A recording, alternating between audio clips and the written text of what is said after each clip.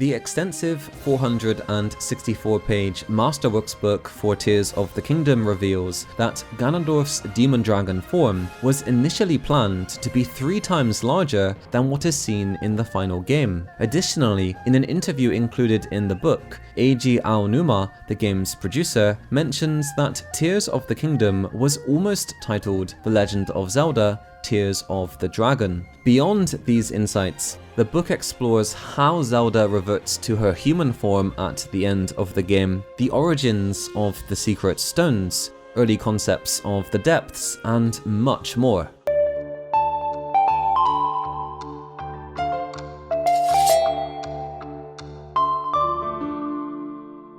In the years leading up to the events of Tears of the Kingdom, Hyrule faced the imminent threat of Calamity Ganon, a malevolent force that claimed countless lives across the kingdom, including those of the champions. If not for Zelda's quick decisions and the timely awakening of her powers, both Link and the Princess too might have fallen victim to this abomination of malice. For 100 years, Zelda kept Ganon at bay, while Hyrule's last remaining champion, Link, recovered in the Shrine of Resurrection. Upon awakening, Link was finally able to vanquish the evil that had plagued the land for so long, restoring peace to the kingdom and its inhabitants. According to page 366 in Masterworks, this heroic feat was intended to be commemorated by the people of Hyrule, with festivals on specific days, where they would wear blue and adorn the towns in the same color, honoring Link's triumph and the champions who gave their lives for Hyrule's future. One of the most compelling lore revelations from Tears of the Kingdom's Masterworks book is the origin of the Secret Stones and their connection to the goddess Hylia. On page 370, the book presents a timeline that traces the history of Hyrule. The timeline begins with the genesis of the series, the creation of the world by the 3 golden goddesses and the land of Hyrule within it, along with the Secret Stones. The land was entrusted to the protection of Goddess Hylia, who, during her reign, divided the land into 2, to safeguard it from the threat of Demise rising from the depths of the earth, as we know from Skyward Sword. The next chapter in this chronicle introduces the era of the gods, where the earliest detailed accounts of the Zonai tribe emerge. It is revealed that during this period, the goddess Hylia entrusted the safeguarding of the Secret Stones to the Zonai people. The origins of these stones and their connection to the Zonai and goddess Hylia are further explored on page 374. The text reads that the Secret Stones, created by the gods of creation, were entrusted to the Zonai tribe by Hylia for safekeeping. The Zonai possessed abilities that set them apart from other races, wielding mysterious powers beyond human comprehension.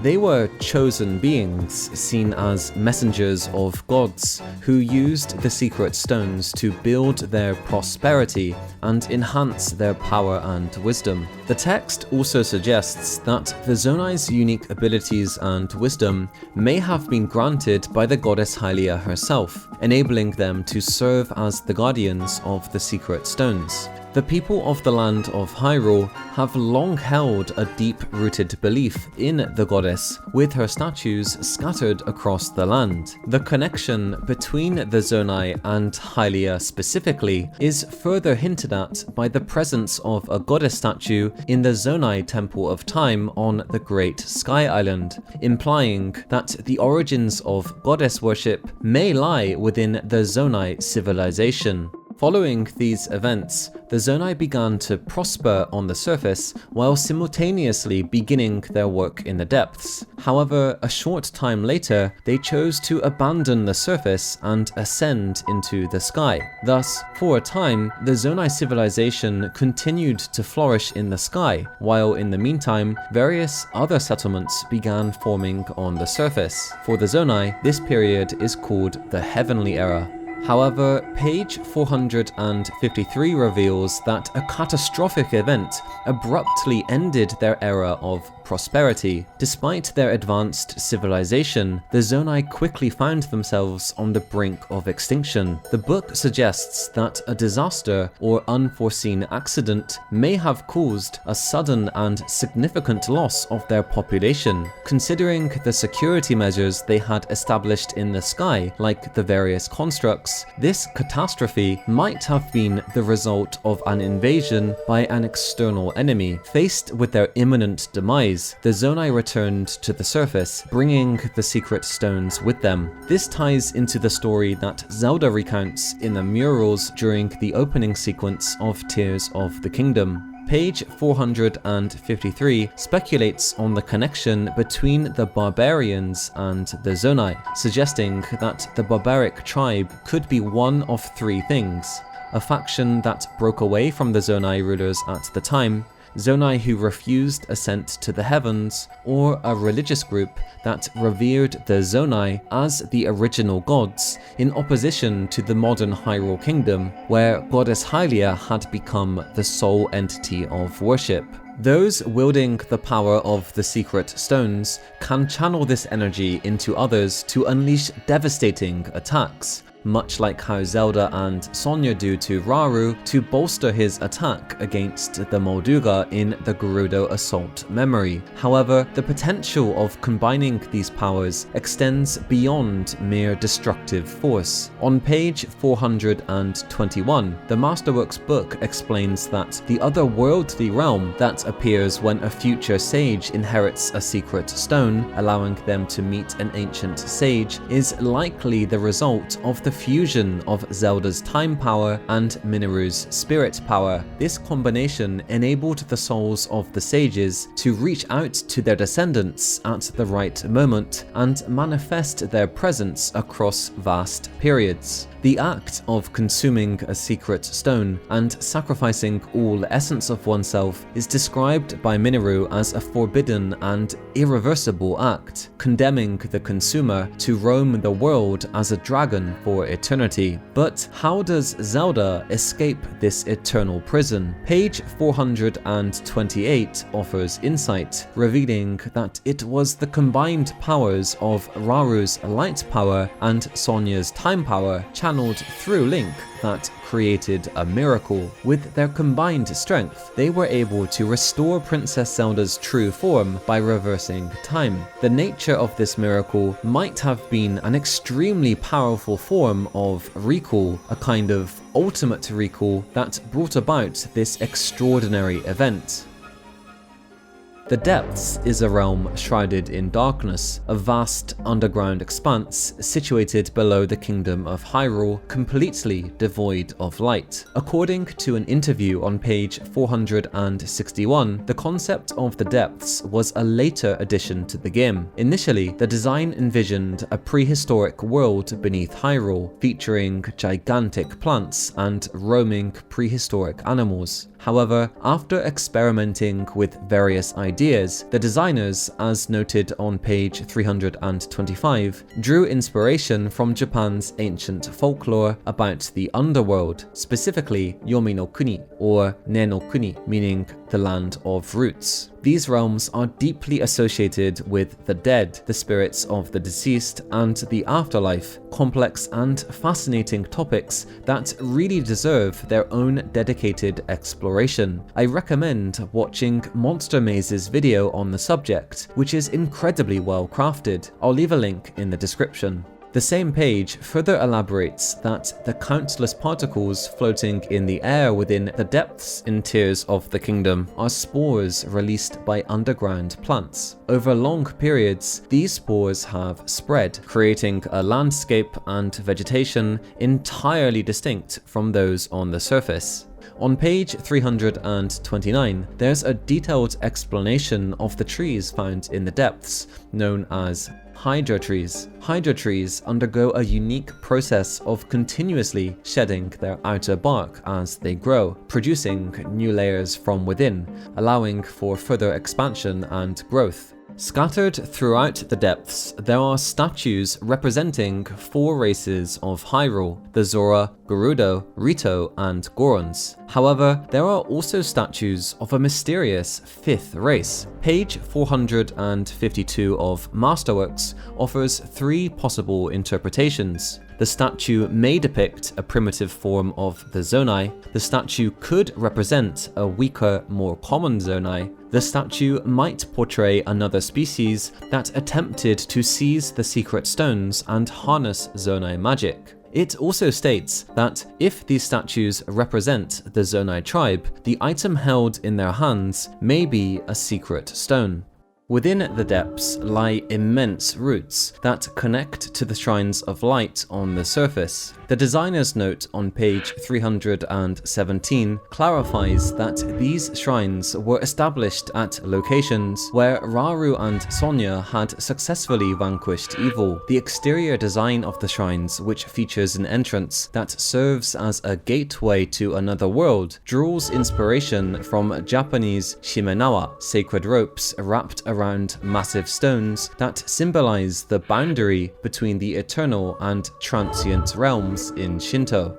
Inside, some shrines feature floating platforms, modelled after the Sky Islands, along with intricate cloud carvings adorning the walls that reflect Rauru's nostalgia for the heavens. Even now, these sanctuaries continue to purify malevolence, releasing it in the form of light, represented by the luminous green swirls atop each shrine. Page 326 proposes that the colossal trees found in the depths have grown to their abnormal sizes and forms in their attempt to reach for the sacred light emanating from the shrines. Through continuous absorption of this radiant energy over countless years, these trees have transformed into roots that mirror the appearance and essence of the shrines themselves. The developers conceptualized that Rauru's monumental achievements as the first king of Hyrule, who once traversed the land subduing evil with the power of the shrines, have unknowingly become a guiding light of solace for a hero navigating the darkness of the depths in a future world. In this sense, Rauru serves as a sage of light, illuminating a shadowed world.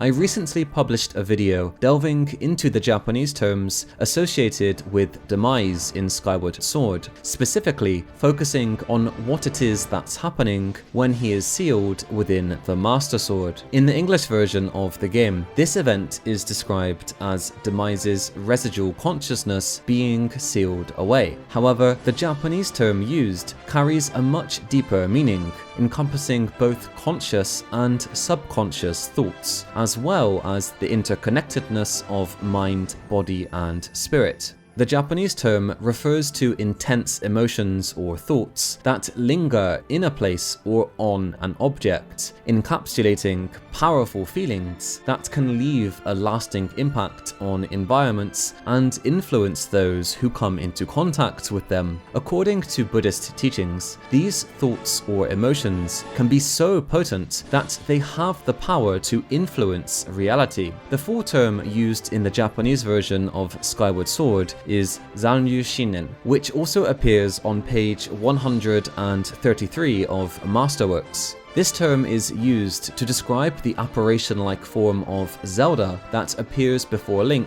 when he approaches the projection of the secret stone in the Temple of Time in the sky. This connection implies that, just as Demise was able to influence the future of the entire series with his Shinen, Zelda was able to achieve a similar feat. By harnessing her time-manipulating powers and through the sheer force of her will, a physical manifestation of her Shinen was able to transcend time, allowing her to entrust Link with the recall ability.